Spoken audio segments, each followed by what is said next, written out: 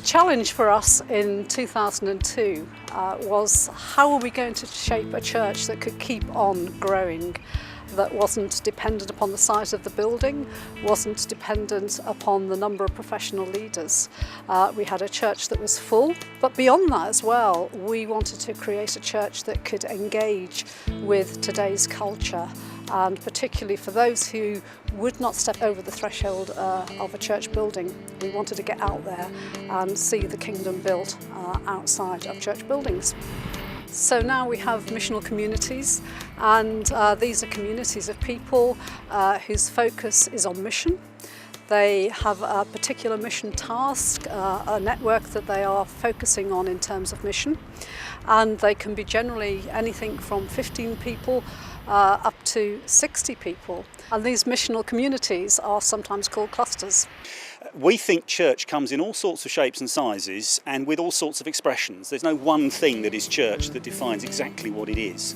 Those things that we would say that a church does in terms of worship, in terms of growing in discipleship, in terms of exploring the biblical story, praying together, engaging in mission, having fellowship, are happening at all sorts of levels. In the medium size, which is the missional community generally, the small in the cell, and the big in the whole church. It's like a whole treasure trove has been opened, and people who previously were sitting in their pews are now doing all kinds of things that they never dreamed they would be doing.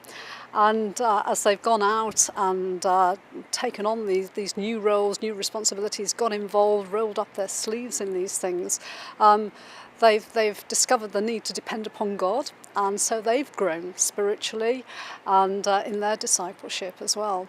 And of course from it, one of the big things has been the whole release of leaders. And again, these people were sitting in the pews before, but now we have 40 missional leaders who are out there leading, and that has been fantastic. Our hope overall is that we find a way to be the church in order that we can actually effectively communicate the message of Jesus and see our whole society transformed by the love of God. And the way that we would see that happening is that we will see many more diverse, fresh expressions of church, missional communities, people gathering together with a common heart, a common love for Jesus, a common concern to share that love in the world, so that the church will be very much one, but very diverse in its expressions in all sorts of places in all sorts of ways. And it will be probably very fluid. One of the things I think we see is that there's no longer a one-size-fits-all.